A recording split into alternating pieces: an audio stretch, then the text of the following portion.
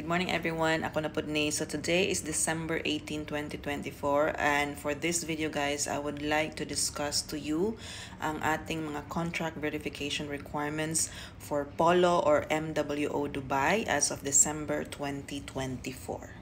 So ang coverage po ng ating MWO Dubai ay ang mga Dubai visa holders at Northern Emirates visa holders. Excluded po dito ang mga Abu Dhabi at Al Ain visa holders. But meron pong mga kondisyon kapag po kayo ay Al Ain at Abu Dhabi visa holders nagtatrabaho po dito sa Dubai at Northern Emirates na covered po ng MWO or Polo Dubai, then you can possibly get your contract verified here. You need to just provide some additional supporting documents po para makapag-proceed po kayo. So unahin po muna natin ang mga requirements for skilled or company-sponsored workers. So unang-una po dyan ay ating valid contract corresponding to the worker's visa or Emirates ID with a minimum basic wage po of 1,500. Dalawang kopya po yan, valid passport of the worker, and a valid visa or Emirates ID.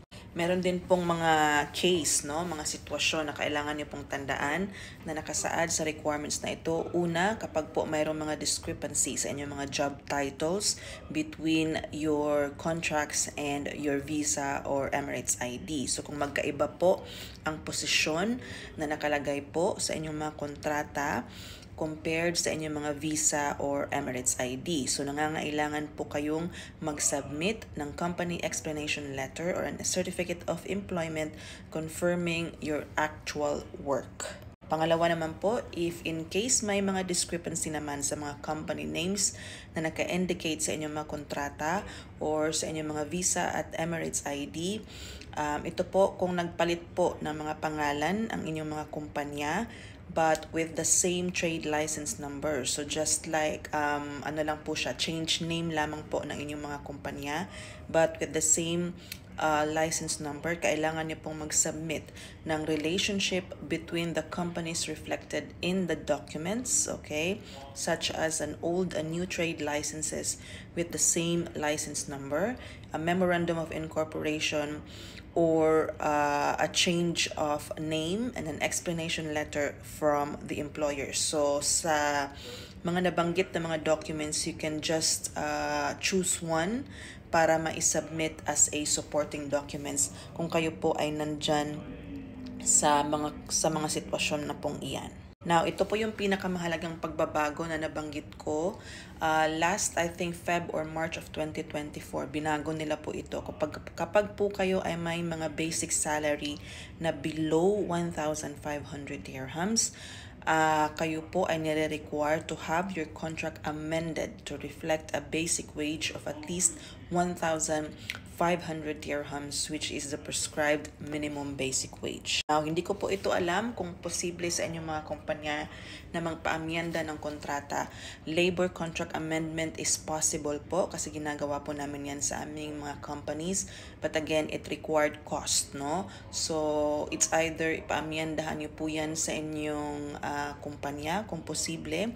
Noon po, ang ginagawa po sa mga may minimum basic salary ng 1,500 ay nagpo-provide po lamang sila ng salary certificate na naka-indicate po ang detalye or breakdown ng kanilang mga salary, that is basic salary and other allowances. Ang iba po, since noong February or March of 2024, nagdadala pa rin po ng salary certificate. So kung kayo po ay nasa mga sitwasyong iyan, itry nyo po mag-submit ng salary certificate with a detailed salary breakdown. Kapag hindi naman po at nire-require po talaga kayong paamyendahan ng inyong mga kontrata, then you have no other choice but to request that from your companies. Now, meron din tayong last na kondisyon. Kung sinabi ko nga po kanina, kung kayo po ay may mga visa na naka-issue under Abu Dhabi at Al Ain pero nagtatrabaho po kayo dito sa Dubai at Northern Emirates na covered po ng Polo or MWO Dubai, kailangan nyo lamang po ng isang letter from your employer na nagbabanggit ng inyong actual work address or work location dito sa Dubai or Northern Emirates at lagyan nyo din po ang rason kung bakit po kayo na-assign dito. So maybe this is just a branch office na naka-indicate na in-assign po kayo ng kumpanya ninyo dito sa Dubai or Northern Emirates. Napakahalaga din pong tandaan na may nakalagay po na note dyan sa baba for workers without previous overseas employment records or those with changes in their line of work and those employed in companies with more violations. Supplemental documents which would prove the legitimacy of employment may still be required as may be applicable. So ito po yung hinihingan po kayo ng trade license copies, ng mga WPS records, and other supporting documents. Malalaman nyo naman po yan pagkatapos po kayong i-assess ng taga-MWO. So kung kayo po ay may mga ganyang sitwasyon at alam nyo ganyan po ang sitwasyon ng inyong mga kumpanya, you have to make sure na ready po ang mga supporting documents na nabanggit or other documents na kakailanganin ng MWO. Now, let's proceed for the requirements naman po for domestic workers. So, una is a domestic labor contract or a POEA standard employment contract with minimum basic wage of 1,500 per month, an addendum to the employment contract. So, ang pinakamahalaga pong tandaan or naiiba lamang po from the skilled workers ay itong addendum to the employment contract. Now, ang addendum to the employment contract po ay downloadable na PDF file sa ating MWO Dubai website. Hindi nyo na po kailangan mag-prepare nito. Kailangan nyo lamang po itong i-print, and ito po ay kailangan nyo pong pirmahan at pipirmahan po yan kailangan ng inyong mga employer. Again, makikita po ang addendum to the employment contract file sa ating MWO Dubai website. You just need to print it out. Okay, number 3 is a valid passport of the worker, and number 4 is a valid visa or an Emirates ID. Now, nakasaad po dyan ang mga kondisyon din sa taas, no? Kung kayo po ay mayroong mga basic wage sa inyong mga kontrata na mababa sa 1,500, kailangan niyo pong i-request sa inyong mga employer na ipaayos ang inyong kontrata sa kahit na aling tadbir center. So kahit domestic workers po ay kailangan pong magpaamyenda ng inyong mga kontrata kapag po ang inyong mga basic wage or ay below 1,500. So i-ask niyo po ang employer na ipaayos ito sa mga tadbir center. And of course, katulad din ng skilled workers, kapag po kayo ay Abu Dhabi at Al Ain visa, ngunit kayo po ay na-assign ng inyong mga amo dito sa Dubai at Northern Emirates, pwede po kayong mag-submit ng proof of the actual work address or a letter from your employer na kayo po ay na-assign po dito na magtrabaho sa kanilang location, sa kanilang tahanan dito sa Dubai or Northern Emirates na covered po ng Polo or MWO Dubai. So exempted po sa contract verification ang may mga investors visa at ang mga dependents visa, yung mga husbands and wives or students visa. So hindi po necessary sa kanila ang contract verification.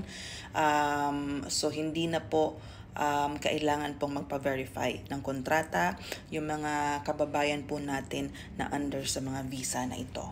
Ang mga requirements din po for the Embassy of the Philippines sa Abu Dhabi naman ay didiscuss ko sa next video kasi meron lamang konting pagkakaiba ang mga requirements po nila compared po sa requirements ng MWO Dubai or Polo Dubai.